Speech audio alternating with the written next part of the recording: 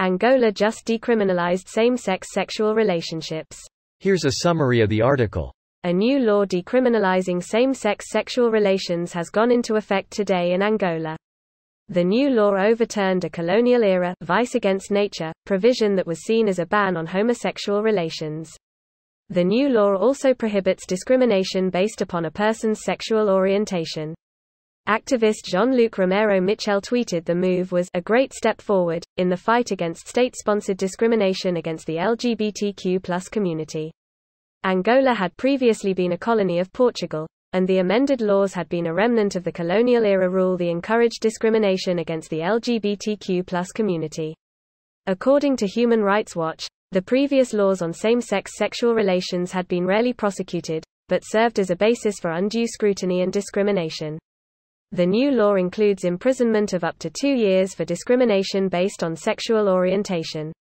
This post received a score of 32,000, with an upvote ratio of 91%.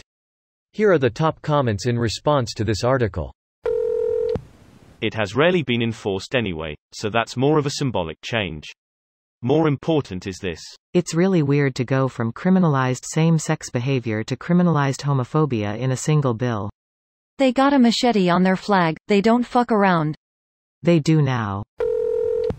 I live in Nigeria and just today the radio was doing a call-in thing about whether we should decriminalize homosexuality so we can access more US loans, and most of the call-ins were so disgusted by the idea, talking about how we should rather remain poor and that it's not our culture or in our religion.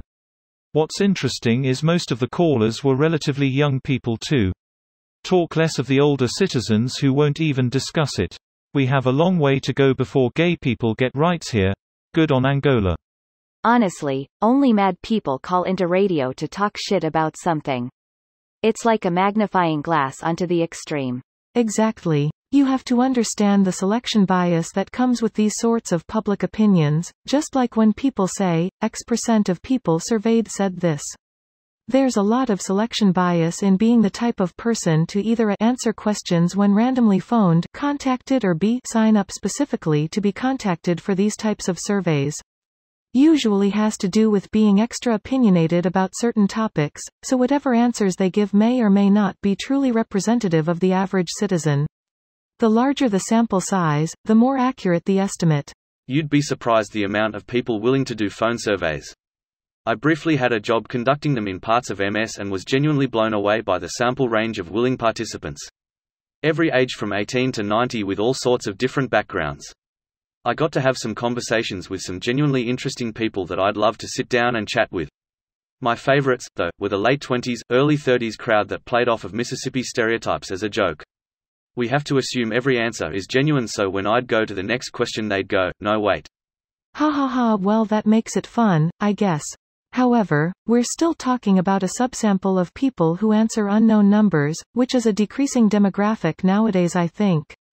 But, like you say, it can encompass a wide range of people, so it's not always a sure thing that there's bias. It's just something to be aware of when hearing about opinion surveys. Oh, absolutely. Always consider that results may be skewed by selection bias, as even the group selected to be interviewed could be weighed heavily one way or another. Just keep in mind that every response is worth considering, as larger and larger testing groups could yield more surprising results. This video was automatically created by Reddit to speech.